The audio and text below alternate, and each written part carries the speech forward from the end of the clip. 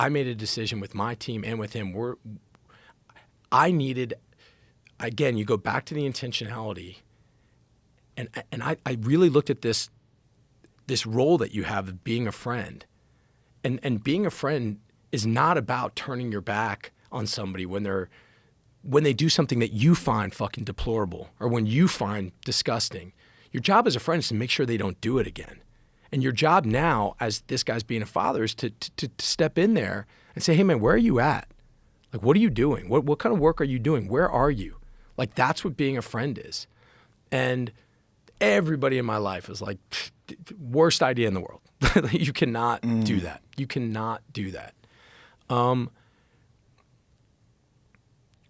then, you know, he came on, man, and we spoke, and you know, it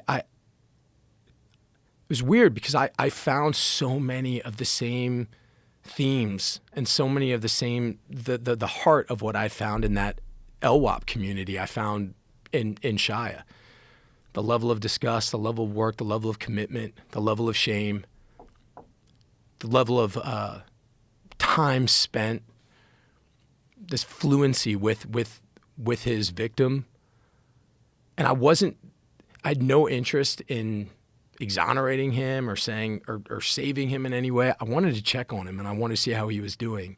And I felt that was an honest thing.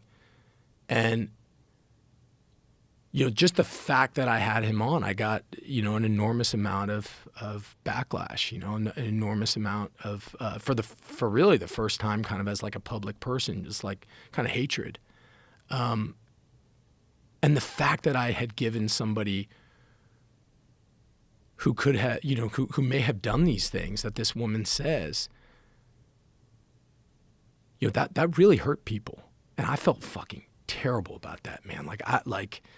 Did you wish you hadn't done it? No, because after talking to him and then going around and talking to women who have been victims themselves, talking to, you know, this one woman specifically who we were going to have on, but she had health issues and couldn't. But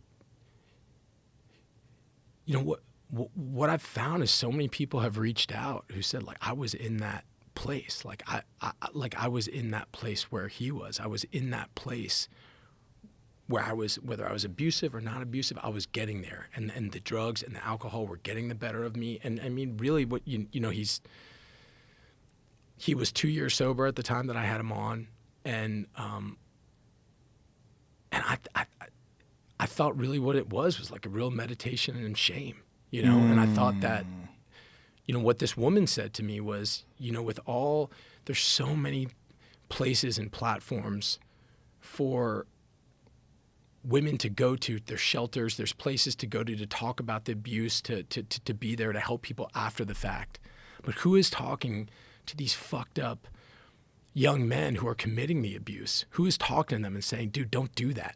Like, I've been there. There is another way. This is not the answer. Stop. Go get help. Change your behavior. Work. Put in the work.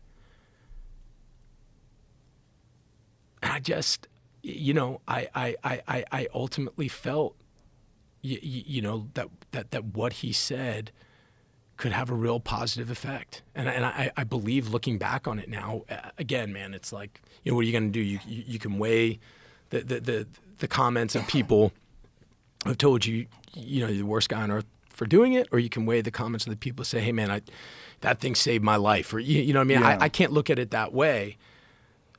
I look at the intentionality behind what the show was and why I decided to have him on, and then why I decided to air it, and I stand by it.